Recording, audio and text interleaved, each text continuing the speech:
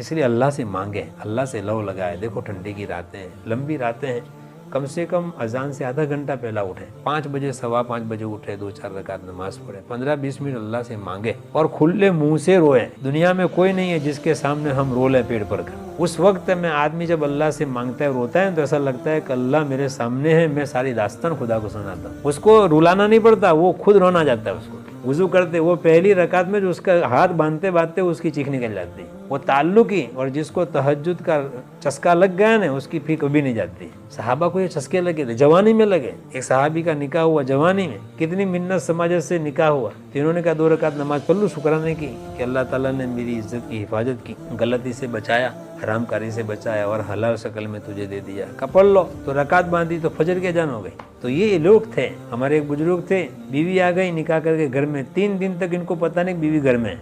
किताब से इतना ताल्लुक था। तीसरे दिन इनकी बीवी ने, इनकी माँ ने कहा बेटा बहू इंतजार करती है। कहा आ गई बहू। यहाँ तो एग्रीमेंट होता है, वहीं से शुरू हो जाता है, हाफ में आदमी शुरू हो जाता है। लेकिन जिसको जिसके साथ चस्का लग जाता है ना, उसको फिर और दुनिया अच्छी नहीं लगती। इसे नियत करो अल्लाह से ताल्लुक जोड़ेंगे।